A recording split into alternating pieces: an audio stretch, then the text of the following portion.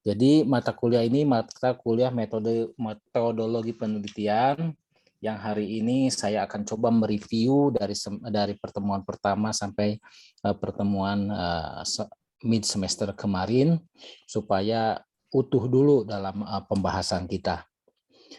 Nah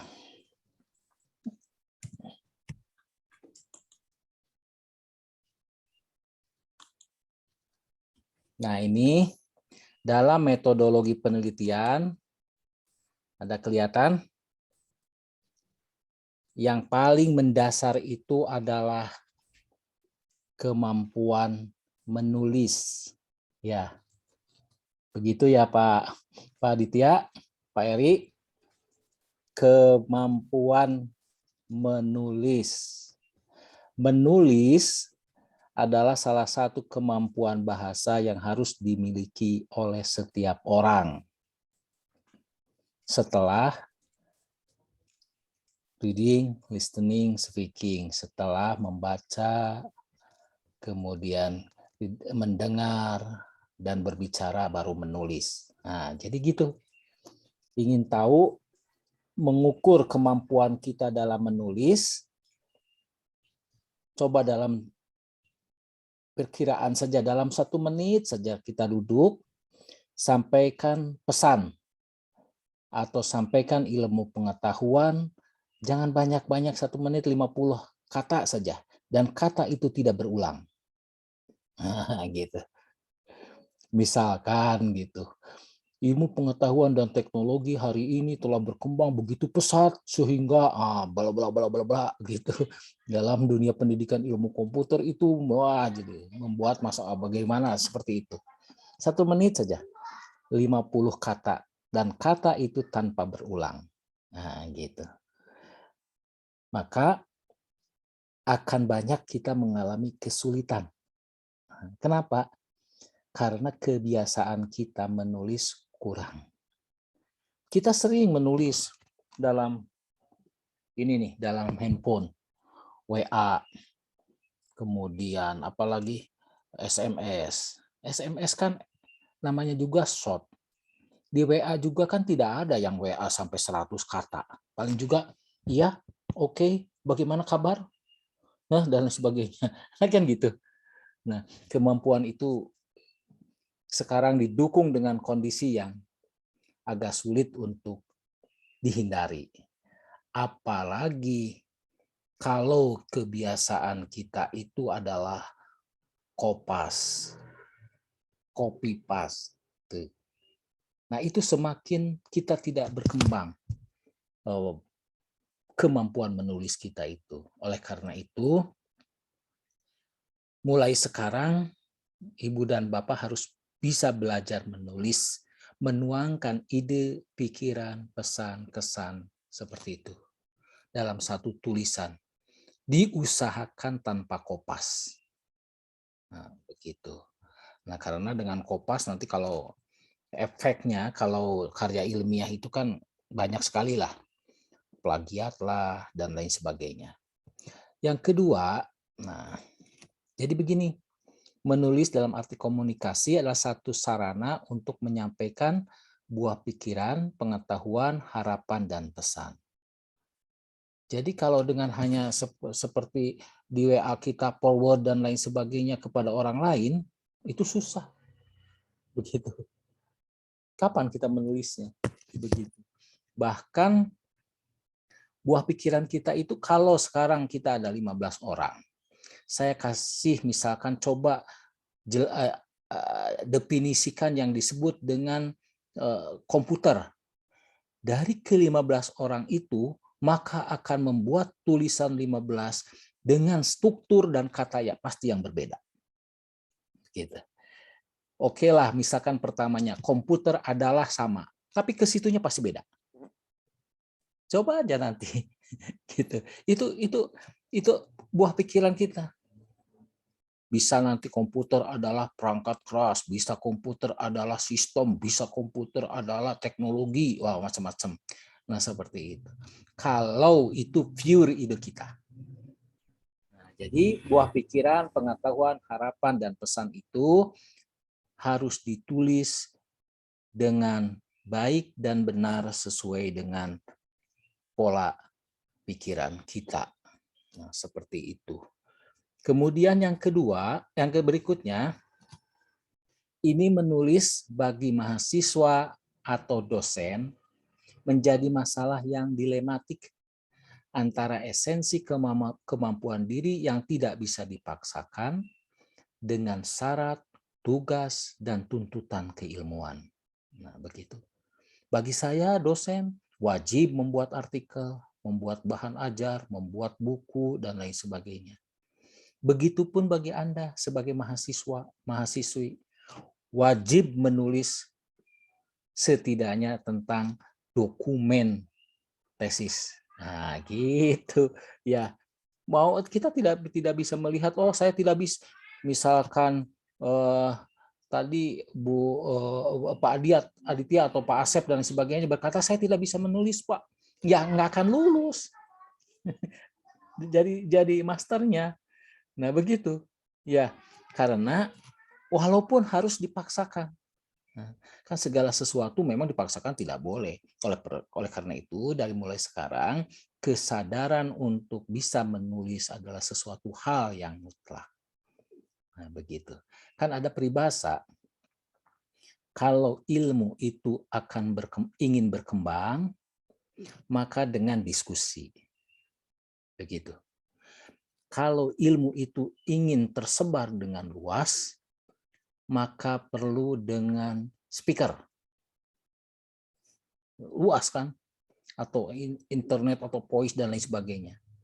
Tetapi kalau ilmu itu ingin lama, maka tulislah. Nah, gitu. Coba kita bayangkan kitab Ihya Ulumuddin karangan Imam Al-Ghazali tahun 400 atau 500 Hijriah. Sekarang sudah berapa? Hampir 1000 tahun, tapi kan masih tetap ada. Itu adalah tulisan. Nah, gitu. Oleh karena itu, kita sekarang harus mulai belajar menulis tanpa kopas dulu. Nah, gitu. Walaupun yang disebut disertasi, yang disebut tesis itu adalah di depannya kan sebagai salah satu syarat untuk memperoleh magister dalam bidang pendidikan ilmu komputer. Ya, salah satu syarat saja. Oleh karena itu 8 SKS saja. Begitu. Nah, tapi walaupun gitu tetap minimal 100 halaman itu harus ada. Nah, dengan cara-cara tertentu. Nah, kemudian ini karya tulis. Nah, hasil dari sebuah penelitian atau rekayasa dengan menggunakan metodologi yang sistematis, terukur, realistis, dan konsisten. Sistematis, coba lihat nanti kalau ke perpustakaan, mau jurusan apapun, mau di universitas, institut apapun, pasti yang namanya bab 1 itu isinya. Ya, paham nggak? Bab 2, bab 3, bab 4, bab 5 itu semua isinya. Sistematis. Nah, gitu. Terukur. Ya, dengan adanya hipotesis, dengan ada penelitian angket, kemudian dengan metode-metode tertentu, itu terukur. Dan realistis. Kita jangan meneliti hal yang tidak bisa dibuktikan. Tidak realistis dan tidak terukur. Misalkan begini, mentang-mentang misalkan Pak Asep misalkan memiliki kemampuan programming yang sangat tinggi, maka di bidang komputer dia akan meneliti bagaimana mendeteksi kehadiran malaikat di bumi. Nah, misalkan, coba bisa nggak? Mungkin bisa. Gitu. Kenapa? Karena asumsinya bisa jadi karena malaikat terbuat dari cahaya. Wah, gitu kan. Cahaya saja bisa dideteksi kan dalam fisika itu dengan kecepatan berapa dan sebagainya. gitu. Misalkan begitu. Wong dalam televisi saja dunia lain bisa mendeteksi kan, tuh ada gerak di pohon, ada ini dan lain sebagainya. Misalkan, tapi kan itu dalam karya ilmiah yang di sini disyaratkan dengan metodologi yang sistematis, terukur dan realistis, mungkin oleh orang tertentu bisa, tetapi oleh orang lain tidak bisa. Nah, begitu. Dan itu bukan karya ilmiah. Karya ilmiah itu harus bisa dibuktikan. Harus bisa diulang oleh orang lain. Nah, begitu. Oleh karena itu, yang biasa-biasa saja nanti ya dalam meneliti itu begitu. Ya, yang sesuai dengan kemampuan kita. Konsisten. Konsisten dalam arti kalau masalahnya begini, didukung dengan teori begitu, dengan metode seperti ini, hasilnya maka akan itu. Nah, gitu. Kesimpulan dan rekomendasinya begitu. Gitu. Jadi kalau dalam penelitian itu ada satu pertanyaan, bagaimana mengembangkan model? Nah, model pendidikan atau model pembelajaran yang dapat meningkatkan kemampuan berpikir siswa. Nah, seandainya ada itu masalahnya, maka teorinya itu yang harus mendukung itu. Metodenya itu ya seperti membuat model bagaimana. Hasilnya model, rekomendasinya atau kesimpulannya juga model. Nah, seperti itu. Itu konsisten. Dan kemarin saya pikir sudah belajar seperti itu dalam beberapa konteks lah. Nah, kemudian yang disebut karya tulis itu bisa dalam bentuk skripsi, tesis, disertasi. Nah, gitu. Apa bedanya? Ya kita bisa membedakan. Skripsi itu S1, S2, dan S3, yaitu sepintas. Tapi dari sisi makna bukan seperti itu. Skripsi, tesis, disertasi itu semuanya adalah tesis. Nah, gitu. Mengapa dibedakan seperti ini? Ini di kita saja di Indonesia ada skripsi, tesis, disertasi supaya bisa membedakan. Selain itu kita bisa melihat yang disebut skripsi itu kita dulu pernah mengalami membuat skripsi di waktu di S1. Saya pikir itulah yang pertama kali kita membuat tulisan yang panjang. Begitu. Pak Aditya pernah membuat tulisan lagi selain dari yang panjang, selain dari skripsi, atau sebelumnya Bu Maya, Pak Asep pernah membuat tulisan yang panjang sebelum membuat skripsi? Belum Pak kayaknya. Belum Pak. Oh, belum menulis ya, belum membuat novel apa dan lain sebagainya. Nah, oleh karena itu sebagian orang mengatakan yang disebut skripsi itu disebut adalah long paper, tulisan yang panjang. Gitu. Jadi kalau saya menguji S1 itu lihat aja dulu ketebalannya. Oh, tebal. Berarti dia sudah bisa menulis yang panjang. Gitu. Oke. Nah, Anda sekarang sudah bisa belajar menulis yang panjang. Maka ditingkatkan di tesis di sini di S2. Yaitu pendekatannya, metodologinya yang betul dong. Nah, begitu. Metodenya kalau metode statistik begini, metode pengembangannya begini, kalau membuat angket seperti itu dan lain sebagainya, menulis paragraf itu yang begini sesuai dengan EYD. Nah, itu di S3, di S2. Begitu. Kenapa? Karena Anda sudah bisa menulis yang panjang yang disebut skripsi. Nah, baru nanti di S3 itu intinya adalah isi. Anda sudah bisa menulis yang panjang dengan metode yang baik, maka tolong dong isinya diperbaiki. Oleh karena itu di S3 itu semakin mengerucut kepada hal yang kecil. Nah, misalkan kalau di komputer itu bisa jadi seluruh hardware komputer, nanti di S3 itu bisa jadi hanya sebatas chipnya saja atau prosesornya saja, misalkan begitu. Ya, nah dari skripsi, tesis, dan disertasi itu biasanya ditarik kesimpulan intisarinya, dibuat jurnal proceeding. Biasanya seperti itu. Nanti Ibu dan Bapak kalau nggak salah dipersyaratkan deh untuk membuat jurnal atau proceeding. Coba nanti tanya Kak Prodi. Nah, seperti itu. Tidak hanya dari sini sebetulnya, tidak hanya dari skripsi, tesis, disertasi, dari literatur review saja yang sekarang Ibu dan Bapak lakukan bisa dibuat jurnal atau proceeding. Nah, laporan atau karya lain yang telah mendapatkan pengujian dan persetujuan para pakar.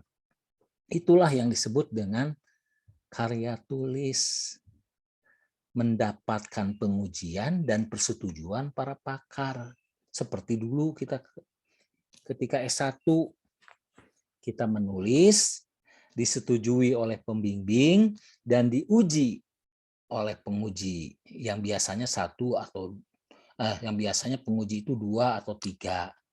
Nah, itu prosesnya seperti itu. Jadi kalau Ibu dan Bapak membuat karya tulis walaupun 1000 lembar, misalkan disebut tesis tetapi tidak pernah disetujui oleh pembimbing dan juga diuji, maka tidak akan pernah lulus.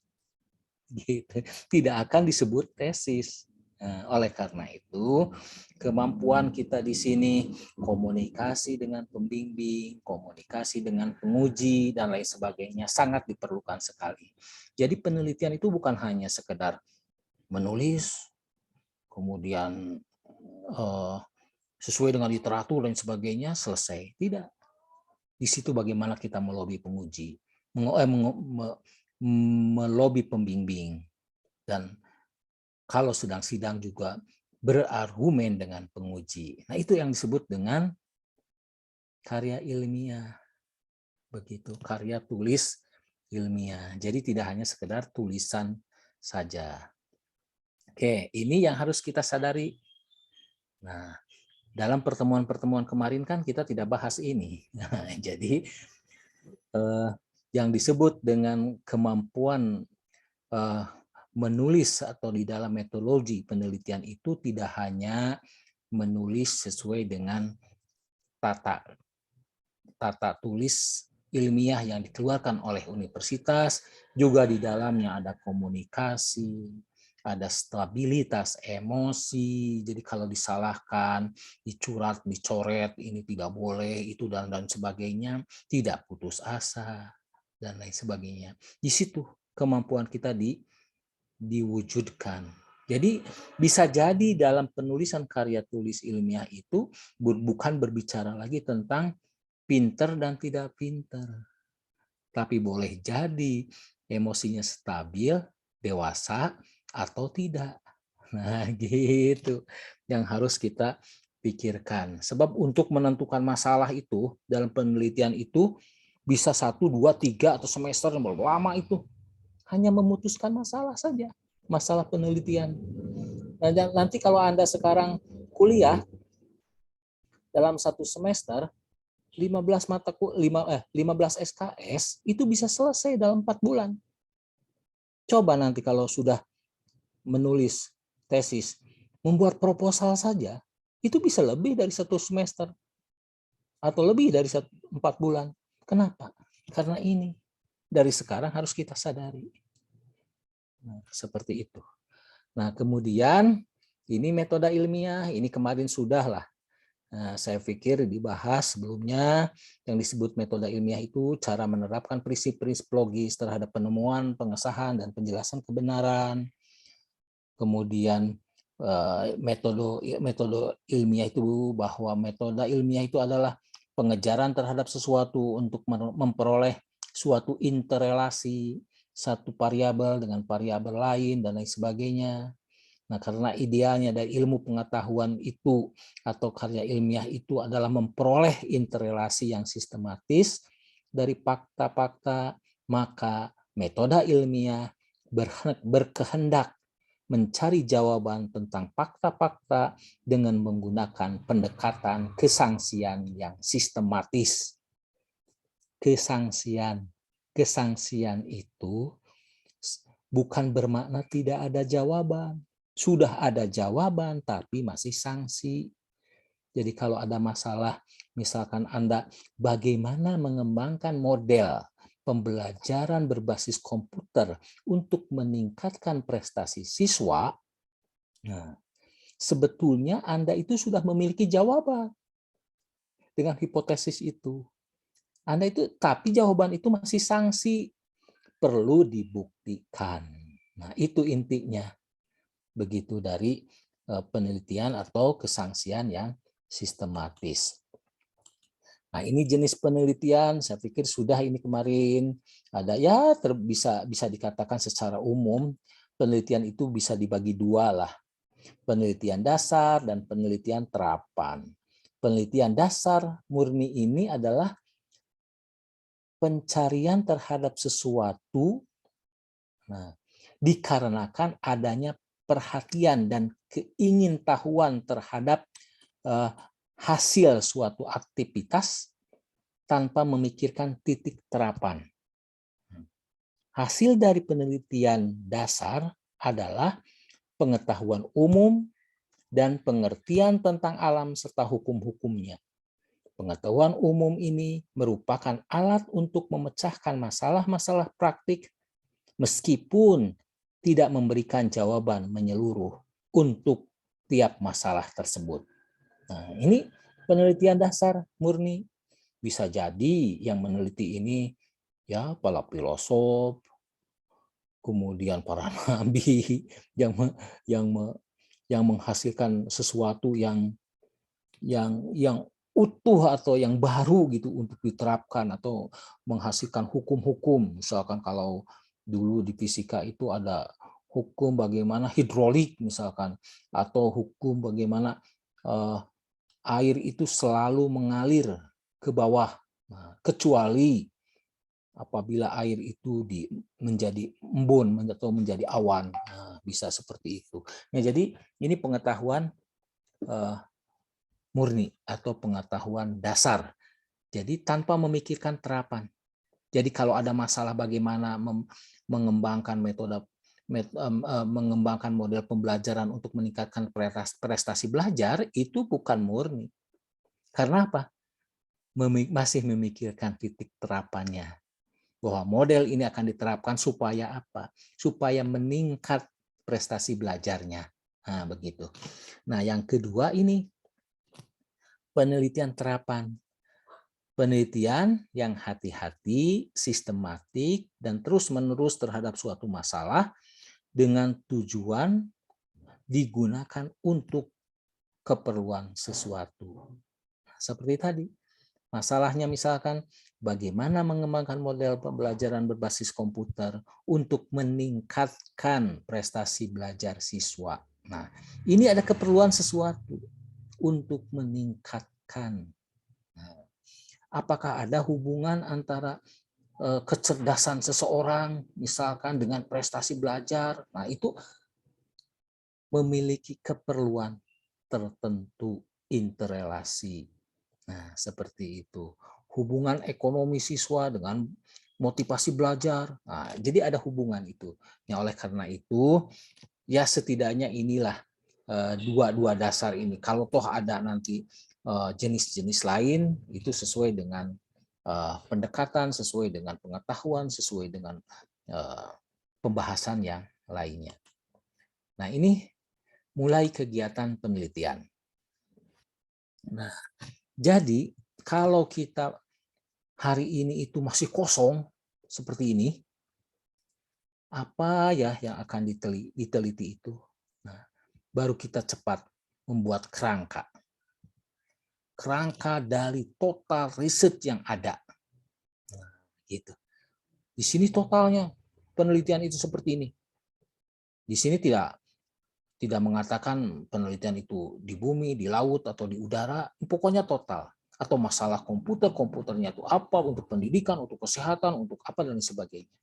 Nah, kita akan memulai dari sini. Makanya kadang-kadang kita berkata dalam latar belakang itu, perkembangan ilmu pengetahuan dan teknologi di dunia, dalam segala bidang, ujung-ujungnya di sekolah dan mata pelajaran algoritma di SMK Negeri 1 Cimahi misalkan, kan dari ujung, dari total diurutkan gitu. Nah, bisa jadi kita tergantung kepada pola pikir kita, induktif atau deduktif. Nah, seperti itu. Nah, dari total research ini jangan khawatirlah.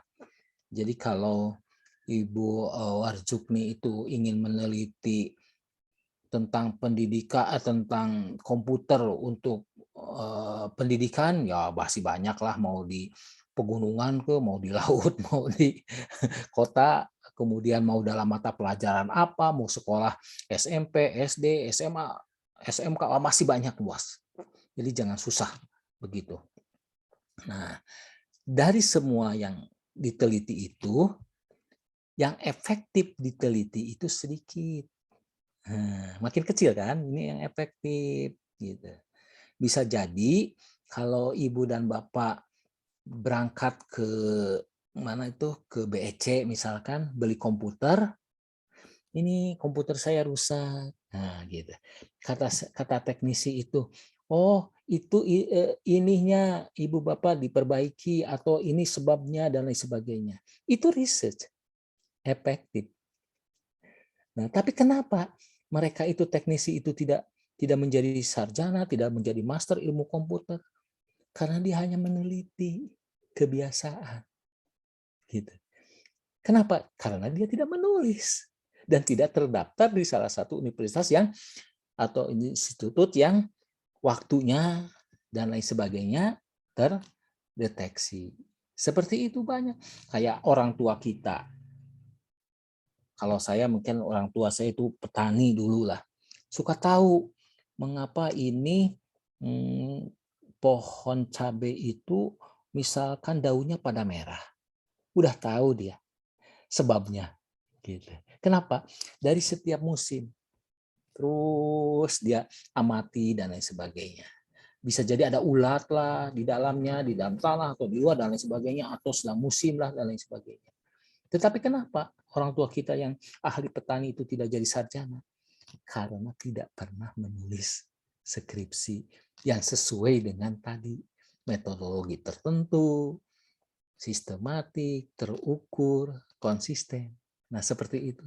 Kan yang jadi sarjana pertaniannya itu dari prodi pertanian. Padahal orang tua kita itu jago bertani. Misalkan gitu. Nah, dari efektif yang diteliti itu, yang ditulis itu semakin sedikit. Ya. Ini juga sama seperti kita. Di BEC itu banyak ahli tentang komputer dan lain sebagainya. Tetapi karena mereka tidak menulis, maka tidak jadi sarjana atau magister atau doktor dalam bidang komputer. Tetapi kita yang menulis skripsi, tesis, disertasi, dan mengikuti program tertentu di lembaga pendidikan dan kita menulis, itulah yang disebut dengan ahli atau pakar dalam bidang tertentu. Karena kita meneliti dan ditulis. Nah, dari yang diteliti, yang ditulis itu, nah, yang dipublikasikan semakin kecil. Begitu? Coba Pak Sopran mendengar? Oke. Saya tanya, dulu membuat skripsinya apa, Pak? Ini Pak, pembuatan bot di Telegram. Oke, itu dibuat nggak, dipublikasikan dalam bentuk jurnal nggak atau proceeding? Ya, dipublikasikan di jurnal. Oke, kemudian yang lain ada Pak Anjar, Umaya, Pak Indra misalkan ditulis, dipublikasikan enggak? Nah, Iya, Pak. oke. Nah, alhamdulillah berarti sudah terbiasa membuat publikasi dan masih banyak juga yang belum. Tidak hanya di kita, bisa jadi di universitas-universitas lain atau di teman-teman kita mungkin tesis, disertasi, skripsinya tidak menjadi publikasi. Nah, begitu ya. Nah, yang dipublikasikan itu semakin kecil. Nah, sekarang coba kita sadari yang dibaca oleh kita itu semakin kecil. Jurnal pendidikan ilmu komputer itu banyak. Jurnal komputer itu banyak. Jadi kalau Pak Aditya selama ini udah baca berapa nih jurnal? Gitu ya. Kemudian Pak Indra sudah baca berapa jurnal? Nah, gitu. Ya, jadi begini totalnya. Cari masalah itu mudah. Mau dari total dari sini atau dari baca dulu. Nah, gitu. Baca dulu 2-3 jurnal yang kita sukai, nah kemudian ke atas gitu. Ditarik, diceritakannya seperti itu. Nah, kan Pak Asep sudah mengajari bagaimana cara merangkum jurnal kan? Nah, jadi mulai sekarang kalau baca jurnal itu coba dirangkum seperti itu. Kalau jurnal fisik dan lain sebagainya hilang nanti sudah dirangkum, sudah gampang. Kan gitu. Cuman hanya literaturnya seperti apa menulisnya, masalahnya apa, kemudian teorinya apa, metodenya apa, hasilnya bagaimana, kesimpulannya gimana, rekomendasinya apa. Kan cuma itu. Dari setiap kita membaca jurnal itu. Nah, kalau tidak semestinya ada baca lengkap dan lain sebagainya, kadang-kadang kita kalau sudah pernah membaca jurnal, kemudian disimpan jurnalnya dalam bentuk hard copy maupun soft copy, nanti ketika kita perlu mencari jurnalnya itu lebih susah, lebih lama dibanding dengan membuat karyanya. Di mana ya jurnal yang pernah saya baca itu? Wah, di mana ya file jurnal yang sudah pernah saya baca itu tentang itu, padahal itu penting sekali. Nah, gitu. Mencari itunya itu lebih lama. Gitu ya. Coba aja dirasakan dibanding dengan yang sudah dirangkum itu. Nah, kalau takut rusak laptopnya ya coba di flash disk simpan, coba di Google Drive, coba di mana seperti itu. Jadi jangan menjadi alasan komputer kita rusak. Nah, gitu. File kita itu hilang. Nah, gitu. Karena apa? Ya, percuma dong ada teknologi yang membantu kita untuk penyimpanan, pencarian dan lain sebagainya. Seperti itu. Nah, ini yang harus dipikirkan oleh kita bersama, bahwa memulai kegiatan penelitian itu bisa dari total riset seperti ini, mengamati kita di daratan, lautan, di udara, jangan di alam gaib saja, dan alam akhirat belum, kita tidak akan kuasa ke situlah, ya yang nyata saja, yang realistis gitu. Nah, kemudian ke sini terus, atau kita memulai dari membaca dulu jurnal-jurnal yang ada, yang kita sukai dan sesuai dengan penelitian kita yang akan dilakukan. Nah, begitu. Oke. Sampai di sini ada pertanyaan nggak?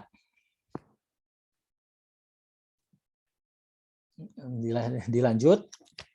Ya, Oke, lanjut. lanjut dulu lah. Oke, ini sistematika.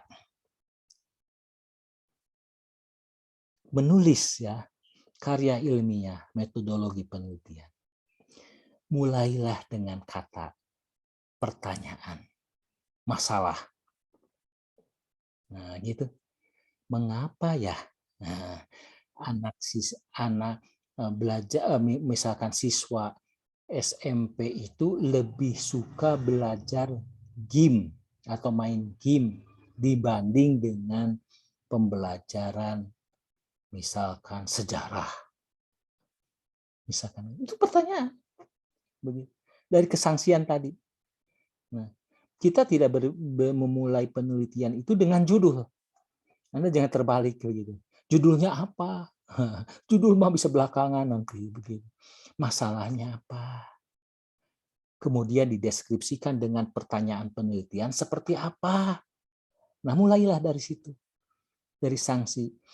Dan kalau Anda punya masalah dan pertanyaan penelitian, lakukanlah apabila Anda memiliki jawaban. Jadi masalah yang Anda susun itu, atau pertanyaan yang Anda buat itu, sudah terbayang jawabannya, gitu. Maksudnya itu. Begitu. Jangan meneliti yang Anda sendiri punya masalah, tetapi masalah itu tidak bisa terbayang jawabannya. Begitu. Jangan teliti itu, karena apa? Ya Anda sendiri tidak bisa menjawabnya. Oleh karena itu, di antara ini pertanyaan dengan jawaban itu ada hipotesis. Nah, gitu. Hipotesis kan namanya jawaban sementara.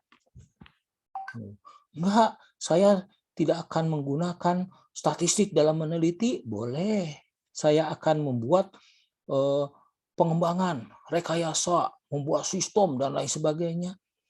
Ya percuma lah. Kalau kita ada masalah, tetapi tidak bisa membuatnya, membayangkan membuatnya gimana? Gitu. Oh, kalau masalahnya bagaimana mengembangkan sistem informasi yang dapat menciptakan efektivitas belajar. Kan sudah terbayang. Dengan metode tertentu, pemrograman tertentu, maka cara membuat sistem itu seperti itu. Desainnya seperti ini. Entity basis datanya seperti A, B, C. Diagram konteks, diagram level 1, 2, dan 3 sudah terbayang kan? Ya, jadi mulailah nanti meneliti itu dari suatu masalah, pertanyaan, dan masalah serta pertanyaan itu kita bisa membayangkan bagaimana jawabannya. Gitu. Ya. Ya, Bu Maya ya. Oke, seperti itu.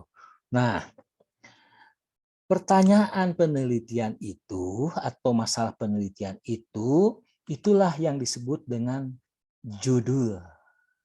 Gitu. Jadi satu contoh gini. Bagaimana mengembangkan model pembelajaran berbasis komputer untuk meningkatkan prestasi belajar. Itu masalah. Ya. Coba kira-kira Pak Indra apa judulnya menurut Pak Indra? Masalahnya bagaimana mengembangkan model pembelajaran berbasis komputer untuk meningkatkan prestasi belajar siswa dalam mata pelajaran rekayasa perangkat lunak. Misalkan. Coba, gimana Pak Indra kira-kira judulnya? Bu Rani, Bu Maya, Pak Ditya, apa judulnya? Pasti beda-beda.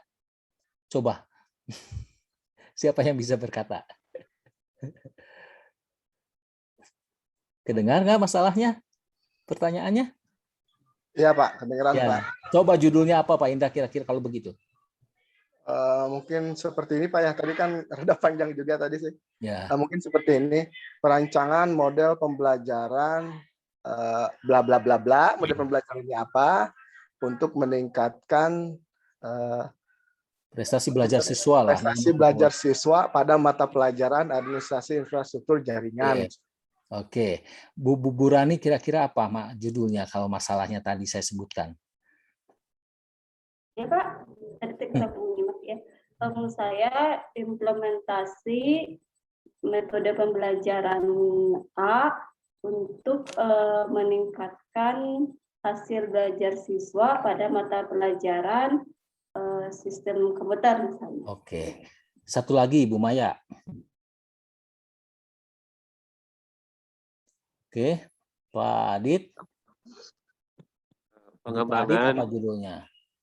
Pengembangan model pembelajaran berbasis komputer untuk meningkatkan prestasi siswa dalam mata pelajaran rekayasa perangkat lunak. Oke. Kalau begitu, judul ini sebuah atau sesuatu yang bisa dibilang apa eye catching atau mudah dienak atau mudah dipromosikan gitu kan, atau sesuatu yang ekonomis gitu. Nah, begitu. Jadi yang penting masalah dalam penelitian itu. Kalau masalah dirubah, ya semua total lah dirubah gitu kan. Tapi judul tidak bisa. Judul itu bisa dirubah ketika misalkan nanti akan dicetak sekalipun. Begitu. Nah, seperti itu. Jadi kalau nanti ada penguji rubah masalahmu. Ya udah, penelitian lagi mulai. Tapi kalau rubah judulmu, nggak apa-apa. Gitu. Jadi permudah. Nah, jawaban itu diwujudkan dengan abstrak. Makanya di abstrak itu ada teori, ada masalah, ada tujuan, ada metode, ada hasil, ada kesimpulan, dan juga ada rekomendasi. Begitu. Ini intinya menulis karya ilmiah itu. Nah, begitu. Mengapa yang hanya sebuah pertanyaan, masalah, dan memerlukan jawaban itu begitu lama? Nah, lamanya di sini, Pak. Ini lamanya nanti di sini. Begitu. Nah, bagaimana menjustifikasi bahwa masalah itu penting diteliti? Nah, gitu. Misalkan bagaimana mengembangkan model pembelajaran berbasis komputer untuk meningkatkan prestasi belajar siswa di SMK dalam mata pelajaran rekayasa perangkat lunak. Nah, di background ini nih, yang lama ini, di latar belakang ini, justifikasi. Mengapa masalah itu perlu diteliti? Nah, apa ada teori yang mendukung terhadap itu? Nah, gitu. Ya. Apakah teorinya itu pernah dilakukan oleh orang lain untuk menelitinya? Begitu. Dan apa hasilnya? Nah, gitu. Kemudian apakah metodenya itu bervariatif antara satu peneliti dengan peneliti yang lain? Apa hasilnya? Nah, begitu. Kemudian apa memang data di SMK tersebut itu dalam mata pelajaran rekayasa perangkat lunak prestasinya menurun sehingga perlu model pembelajaran berbasis komputer? Data dan fakta. Nah, itulah yang paling penting. Begitu. Di latar belakang, di background itu. Sehingga terjawab mengapa masalah ini perlu diteliti. Oh, ini deh. Teorinya seperti ini, jurnal orang lain atau penelitian orang lain seperti itu, dan memang didukung oleh data dan fakta di lapangan bahwa mata pelajaran rekayasa perangkat lunak di SMK itu sangat lemah sehingga perlu diteliti, perlu ditingkatkan dengan menggunakan model pembelajaran berbasis komputer. Begitu. Nah, dalam latar belakang itu seperti itu. Begitu ya. Ini nanti ketua kelasnya di ini ya, di screenshot foto atau direkam supaya ada bukti. Baik, Pak. Ya. Begitu ya. Jadi ini lamanya di sini. Nah, makanya kalau kita dulu, mohon maaf, misalkan membuat surat saja, yang ini kadang-kadang tulis salah. Kalau dulu ditulis begini, acak-acak, oh salah. Sekarang kan kalau di komputer, edit lagi, hapus lagi, dan sebagainya. Seperti itu, begitu. Lamanya itu. Oh bukan teori ini, tapi yang itu. Ada lagi kita baca, oh harusnya begini, tapi begitu. Begitu. Itu. Lamanya membuat menjustifikasi latar belakang itu seperti itu. Nah, kalau saya membimbing bisa melihat Anda dewasa dan tidak dewasanya itu di situ. Dalam menulis, mengambil teori atau hasil penelitian dan ditulis. Kelihatan dewasanya. Gitu. Apakah Anda bisa memutuskan masalah atau tidak? Gitu. Berarti kalau tulis dihapus, coret dan lain sebagainya, berarti itu belum stabil. Nah, gitu. Padahal penelitian itu satu masalah bisa diteliti oleh beberapa orang. Ya biarkan saja kalau, oh saya ingin meneliti ini, ingin meneliti itu. Terus mau kapan selesainya? Cepat putuskan, saya ingin meneliti ini. Konsisten di situ. Nah, gitu. Kalau yang itu saya tidak teliti, biar orang lain menelitinya. Begitu. Nah, itu dewasanya di situ, lamanya. Makanya nanti tesis itu kadangkala hanya nilainya itu SKS-nya itu 8. Tapi bisa 1 atau 2 semester. Mengapa yang 8 SKS bisa 1 atau 2 semester? Yang sekali ini Anda 15 SKS bisa lulus 4 bulan. Nah, gimana coba? Padahal satuannya sama kan SKS. Kecuali berbeda. Yang satu mah misalkan menit, yang 1 detik kan beda. Yang 1 jam pasti beda kan? Ini mah sama SKS. Bobotnya sama.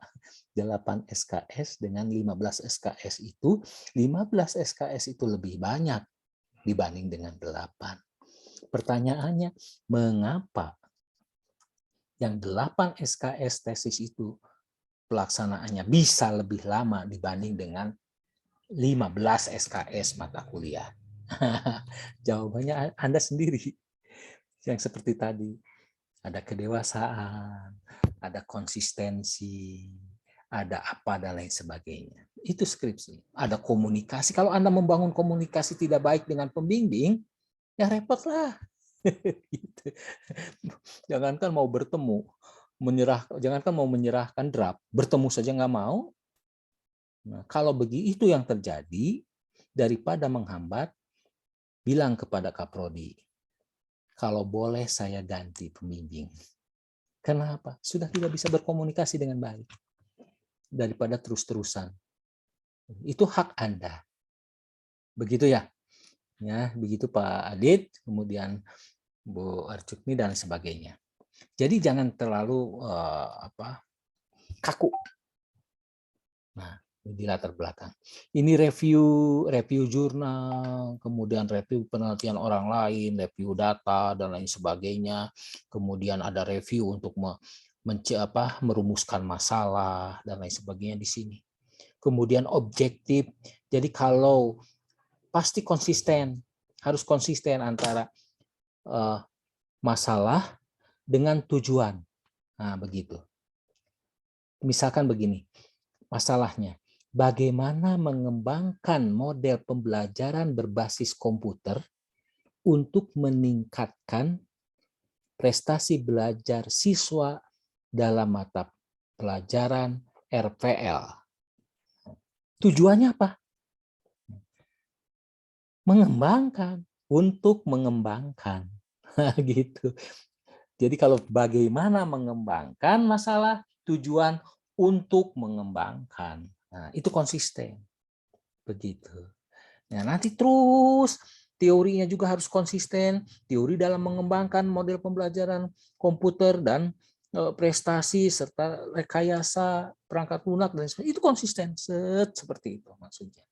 Nah, ini sudah di sini. Nah, kemudian material dan metode ini, what and how ini seperti tadi saya katakan. Nah, apa sih gitu yang diperlukan? Berarti lihat masalah. Kalau masalahnya bagaimana mengembangkan model pembelajaran berbasis komputer, nah itu satu, model pembelajaran berbasis komputer. Dua lah. Bagaimana mengembangkan, di metodenya itu pasti mengembangkan itu, Anda kan sudah belajar kemarin.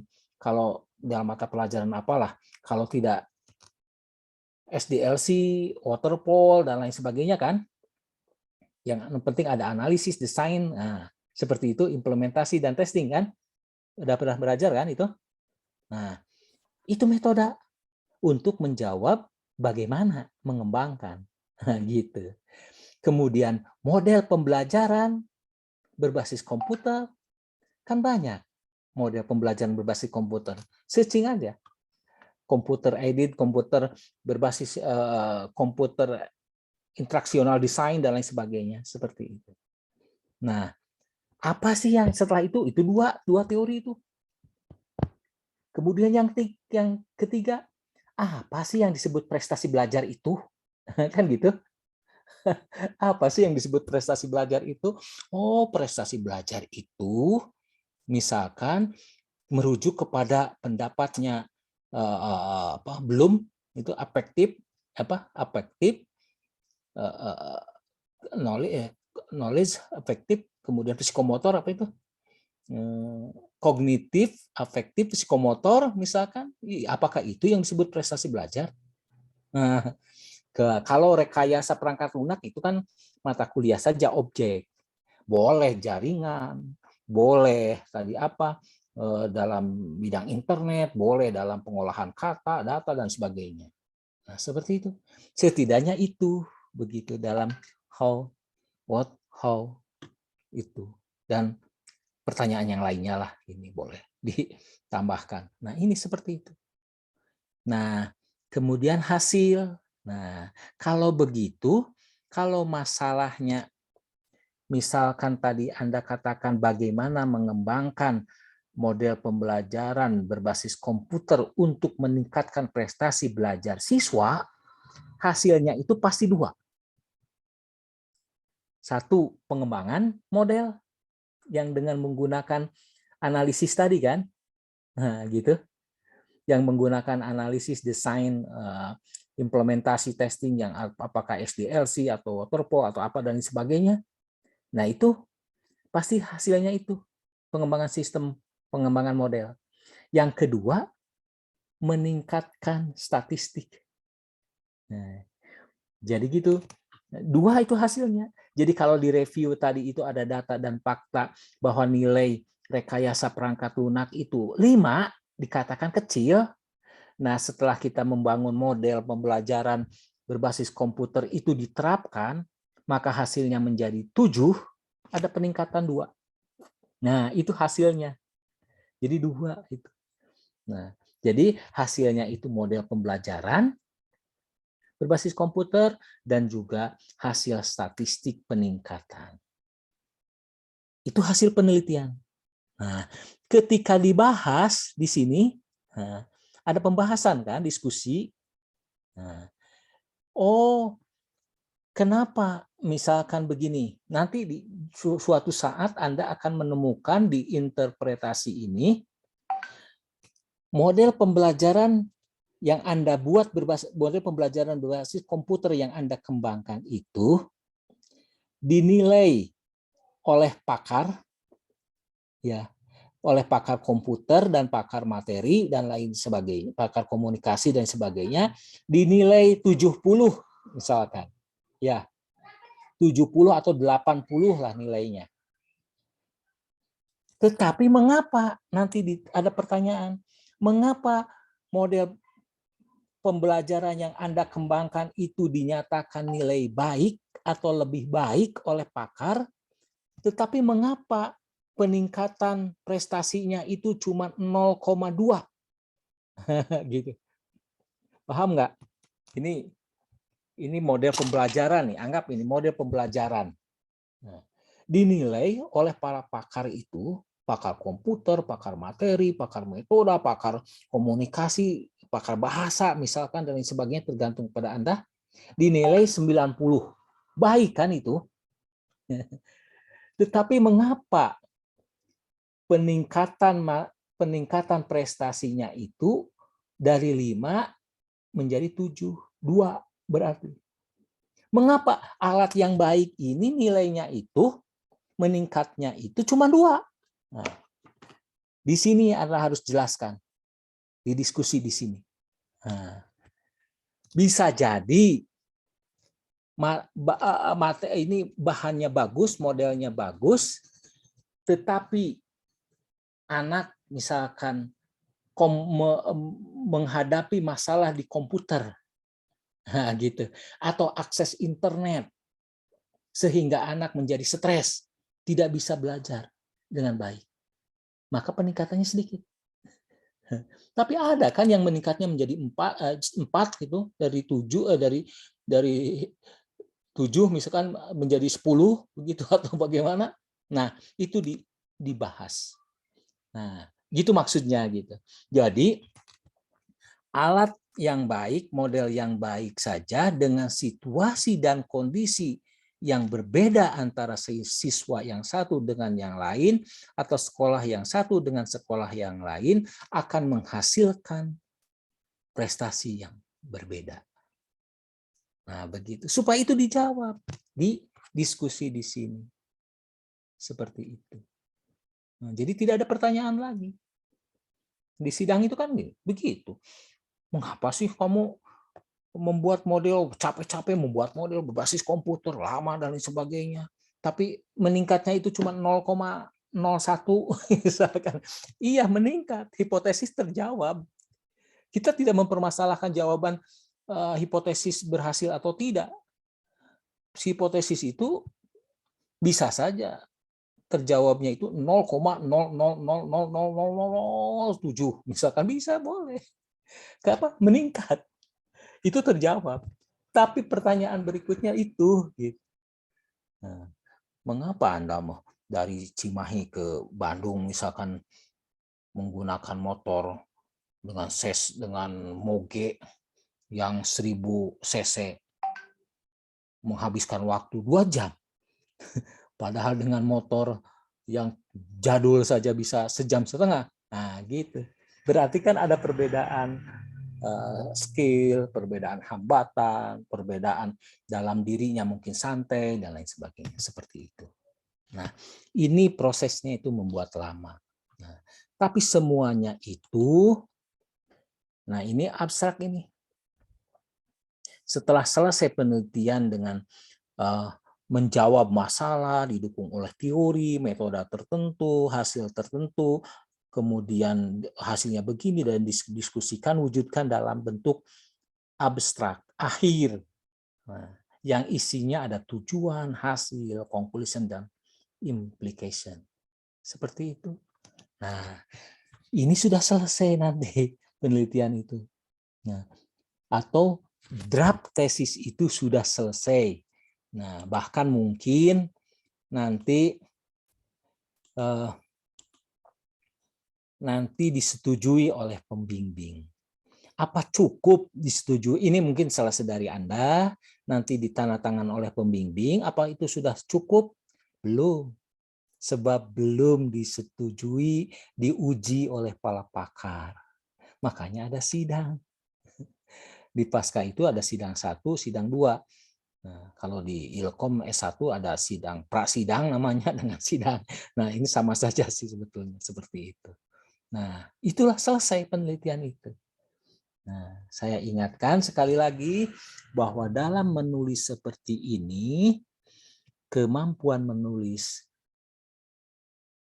tesis itu sangat penting. Kemampuan menulis itu penting dan juga perlu didukung oleh dari sisi komunikasi Anda dengan yang lainnya ketika meneliti, ngambil sampel dan lain sebagainya, ngambil data dan sebagainya, komunikasi dengan pembimbing, komisi dengan administrasi dan lain sebagainya. Juga tingkat motivasi dan kedewasaan Anda. Begitu. Kalau Anda dewasa memutuskan masalah, sebetulnya tidak jadi masalah. Oh, saya ini konsisten, nah, seperti saya katakan tadi. Begitu ya. Jadi, kalau saya secara pribadi tidak mengatakan di sini, oh Anda itu pinter dan tidak pinter. Bukan itu masalahnya. Bisa jadi sempat dan tidak sempat, dewasa dan tidak dewasa, termotivasi atau tidak, itu yang penting. Begitu. Ngapain pinter juga kalau tidak memiliki motivasi yang bagus untuk menyelesaikan studi? Kan repot juga. Nah, jadi bukan itu masalahnya. Nah, oleh karena itu, ini sistematika dan proses pendidikan itu perlu dipahami.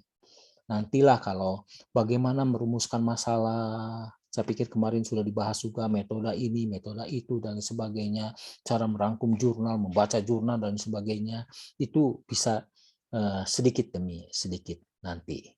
Oke, ini inti dari metodologi penelitian yang kita pelajari hari ini dalam mata kuliah metodologi penelitian. Seperti itu. Intinya ini secara umum, secara rangkuman, dan lain sebagainya. Nah, Kalau ada pertemuan seperti kemarin, bagaimana membangun ini, membangun itu, membuat latar belakang, metodologi penelitian, statistik, dan sebagainya, itu untuk menambah atau untuk melengkapi dari sebuah proses dalam penelitian. Oke, sampai di sini ada masalah atau enggak?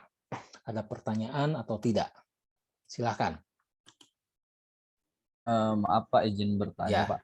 Siap. Ini yang memang jadi pertanyaan saya mungkin dari dulu juga sih, terkait rumusan masalah dengan tujuan penelitian.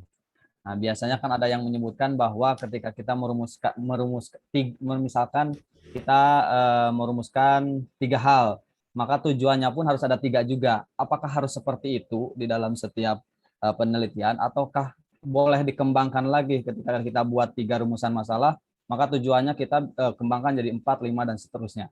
Nah, itu yang Oke. benar itu yang seperti apa? Terima kasih Pak. Yang penting dalam tujuan itu bisa menyelesaikan masalah. Begitu. Itu saja. Tujuannya silakan aja, mengembangkan media dan sebagainya. Tidak dihitung dengan itu gitu, maksudnya itu gitu. Karena masalah itu juga kan ada masalah umum, ada masalah khusus. Mau bagaimana tujuannya? Apakah tujuan umum dan tujuan khusus juga boleh?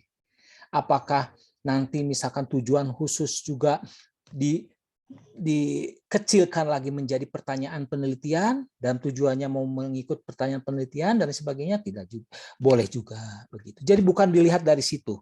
Bisa jadi tujuan itu tidak 1, 2, 3, tetapi bisa jadi satu tujuan saja, tapi koma itu gaya saja.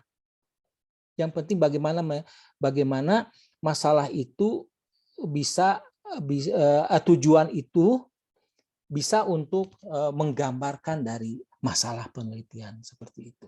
Kan masalah juga kadang-kadang kan tidak menggunakan 1, 2, dan 3, tetapi bisa jadi bagaimana mengembangkan perangkat ini dan lain sebagainya.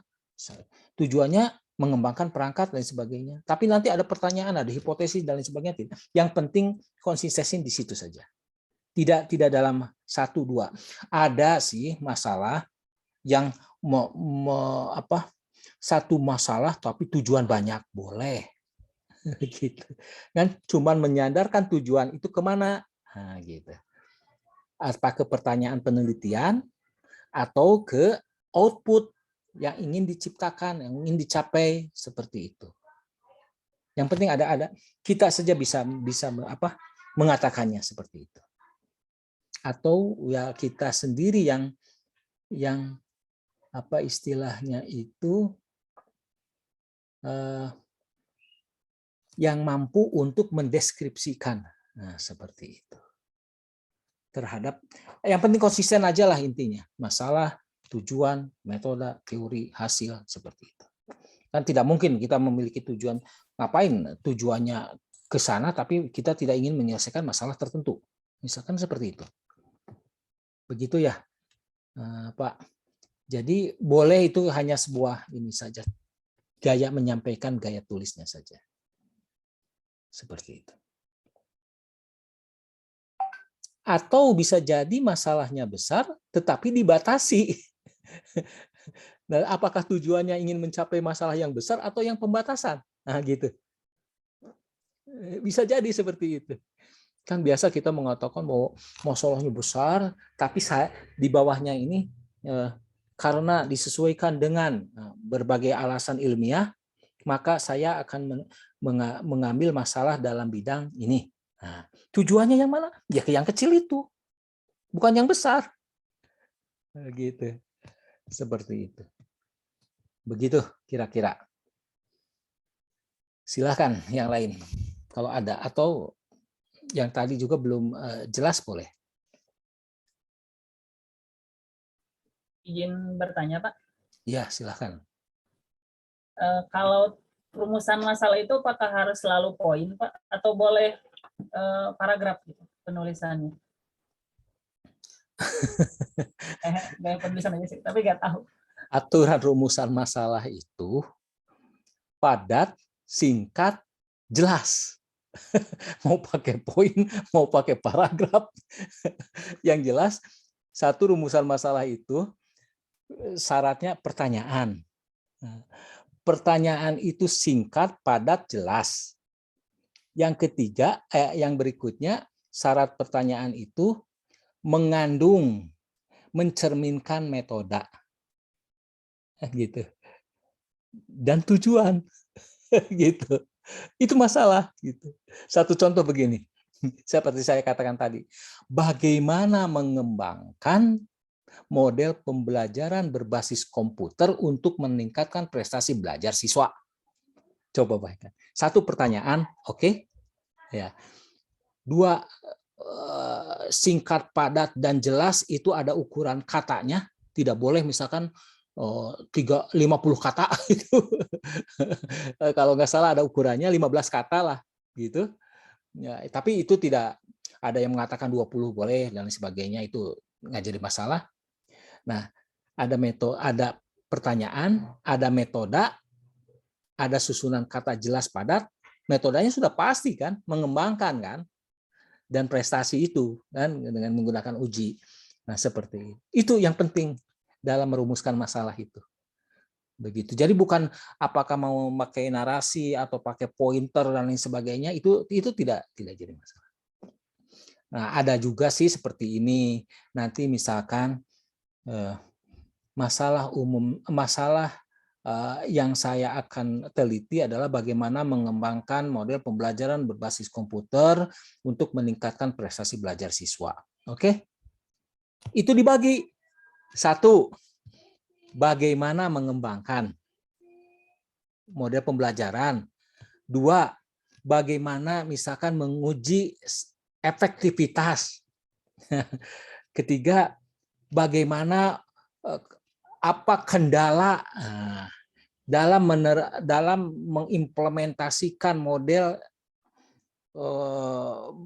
pembelajaran berbasis komputer di sekolah atau dalam mata pelajaran. Nah, seperti itu boleh saja 1, 2, 3. Tujuannya, nah, tadi saya kaitkan, tujuannya boleh untuk membangun ini dengan tujuan khusus. 1, bagaimana untuk mengembangkan. 2, untuk menguji efektivitas. 3, untuk apa dan lain sebagainya, seperti itu. Itu saja, dan di mana-mana itu. Jangan yang nyeleneh gitu. Itu saja. Kenapa?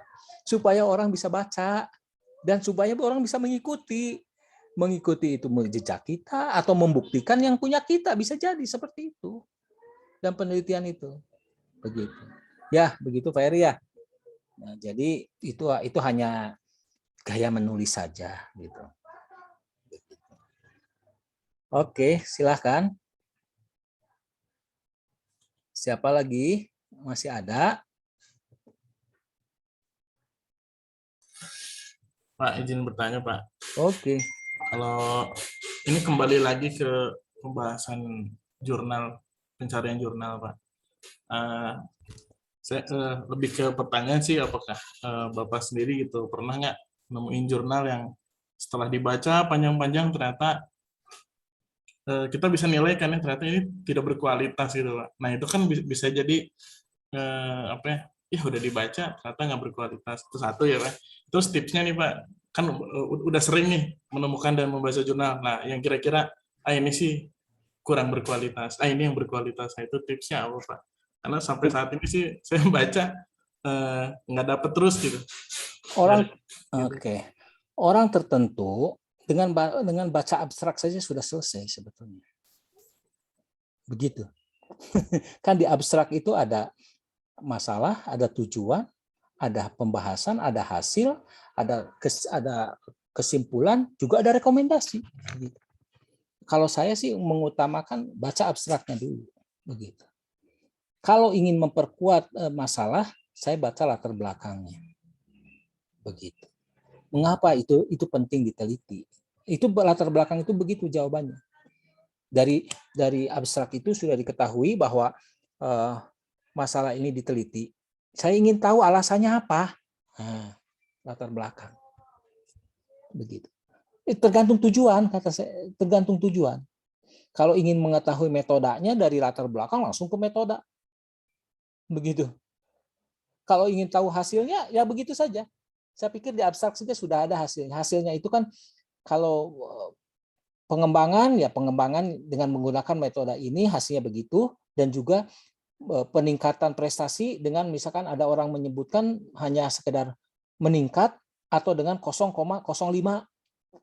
Kenapa sih meningkatnya 0,05? Nah, baru ketika penasaran saya buka hasilnya. Nah, gitu. Seperti itu. Jadi, tapi ya selagi masih belajar ya semua dulu. Makanya dirangkum gitu. Ya nanti oh gini gitu. Tapi kan nanti ketika dirangkuman itu di hasil itu dicatat misalkan. Oh hasilnya begini gitu. Kan kita juga di mana perlu dibuat lagi satu kolom, dan kolom itu misalkan mengatakan koreksi kita. Nah, pendapat kita. Nah, seperti apa? Boleh mengkritik jurnal yang ada, boleh. Jangankan jurnal. Yang tidak boleh dikritik itu kan ayat suci aja. gitu. Nah, kita keberanian seperti itu yang penting gitu. Ya. Ya, sekali lagi yang tidak boleh dikritik itu ayat suci. Tapi kalau tafsirnya boleh. Kok kamu menafsirkan ayat suci begini? Padahal begitu. Nah, tafsir boleh. Nah, gitu. Tapi ayat sucinya tidak boleh. Begitu. Ya, Pak Bayu. Ya, begitu. Sekarang sedang masih belajar, jadi jangan ingin langsung dulu begitu. Ya, kata pepatah Cina itu, jangan jadi pengusaha kalau tidak pernah mengalami ditipu. Jadi jangan ingin cepat pinter tapi tidak pernah kebelajang dulu. Begitulah. Setuju Pak, soalnya saya sering kali kena clickbait dari judulnya Pak. Judulnya menarik gitu. Nah, begitu dibaca kok kesini gitu ternyata. Karena judul itu tadi saya katakan, nah itu orang menarik itu kan dari situ gitu. Itu kalau salah satu ya daya tarik, kayak catching, kemudian apa dan sebagainya di situlah gitu. Kan judulnya masa disesuaikan dengan masalah, ya repot lah. Jadi seperti itu. Jadi itulah intinya. Kita harus ya untuk belajar bijak itu kita belajar dari pengalaman. Kita akui bahwa pengalaman adalah guru terbaik. Bagaimana mungkin kita tidak akan berguru kalau kita sendiri tidak mengalaminya? Kan ada pepatah kalau jangan jatuh pada lubang yang sama dalam waktu tertentu. Terus kalau jatuh di situ-situ juga repot kan. Nah, seperti itulah. Kira-kira banyak hal yang ya memang kita sedang belajar mata kuliah sekarang metodologi penelitian, tapi kan ujung-ujungnya kita juga tergantung kepada pola pikir, pengetahuan, pengalaman, pergaulan, target, dan lain sebagainya. Seperti itu. Kalau Ibu dan Bapak targetnya berapa tahun ya? 3 tahun ya? Ya boleh-boleh saja. Tapi kalau mau targetnya 3 semester, boleh juga. Begitu. Kan gitu. Alhamdulillah begitu. Jadi kalau lambat nanti 6 semester, tambah lagi kebijakan 1 semester. Nggak boleh begitu. Itu juga salah satu. Salah satu target metodologi penelitian. Metodologi pembahasan. Atau metodologi pembelajaran. Jadi tepat waktu itu lebih bagus. Lebih bagus lagi itu kurang waktu dari yang idealnya. Begitu. Semester ini kan 15, semester depan 15, ada yang ampulen mungkin dan sebagainya, kan semester 3 itu kan sudah tinggal skripsi. Begitu. Jadi kalau kita berpedoman kepada nilai SKS, yang 15 saja bisa selesai 4 bulan, masa skripsi 8 bulan, 8 SKS nggak selesai harusnya. Gitu. Oke, silakan yang lain. Ini ada pernah ketemu saya nggak? Nggak ada ya? Hah? Waktu S1 Pak. Oh, Pak siapa, Aditya? Ya Pak. Di UPI. Siapa lagi? Pak Jukni di Saya, UPI. Pak. Oh, Saya, Pak. Sofran. Banyak Pak. Waduh, Ya, Pak. saya mohon maaf tidak Sekarang kayaknya udah pada dewasa deh, jadi wajah-wajahnya lupa. Yang Oke, nggak seperti berubah Bapak kayak. yang tidak berubah. Masalah kalau saya kan sudah meninggalkan kemudaan. Jadi yang tidak berubah lah sudah tua itu. Oke, silakan lagi. Ada lagi? Nanti mungkin ke depannya ya kita secara teknis bagaimana menyusun rumusan masalah, kemudian membangun state of the art dan lain sebagainya begitu. Kemudian bagaimana menemukan novelty begitu, seperti itu. Sedikit-sedikit saja seperti itu. Terus langsung bagaimana menyusun proposal. Karena target dari metode penelitian ini menyusun proposal. Kalau di S1 dulu saya tidak terlalu concern terhadap output dari metode penelitian, bahkan cenderung ya tidak terlalu concern lah. Mungkin Anda sendiri mengalaminya, saya seperti itu, tapi di sini enggak. Karena ya kita harus lebih menekankan kepada metodologi seperti itu. Supaya lebih memahami itu. Begitu, seperti itu. Karena berhubungan dengan waktu, biaya, kesempatan, dan lain sebagainya yang harus dikejar. Dewasanya sudah harus lebih dewasa lagi. Kalau di S1 kan lambat juga nggak apa-apa ya, masih banyak ketemu dengan teman-teman gitu, masih sering hura-hura dan sebagainya. Itu senang. Begitu. Oke, kalau ada lagi silakan.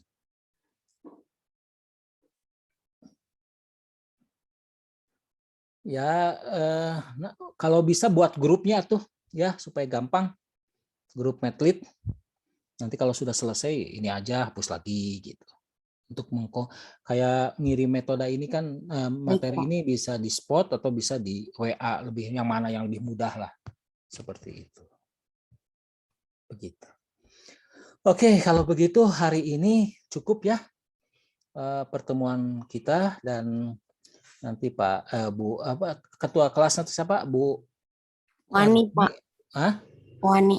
Oh, Bu Ani mana Bu Ani?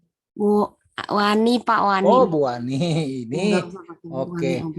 Bu buat ya grupnya, nanti kalau ada materi, ada komunikasi, ada apa-apa supaya lebih mudah, dan saya juga nanti perlu ini capture yang sudah dilakukan. Baik, Pak. Siap. Oke, terima kasih ya. Mohon maaf bila ada salah sila perkataan yang salah, dan kita sama-sama untuk belajar lagi ke depan yang lebih efektif, efisien, dan lebih mengutamakan target kita. Seperti itu. Terima kasih. Kita akhiri dengan bacaan hamdalah bersama-sama. Alhamdulillahirrabbilalamin. Assalamualaikum warahmatullahi wabarakatuh. Waalaikumsalam warahmatullahi wabarakatuh. Terima kasih, Pak. Ya, sama-sama. Salam.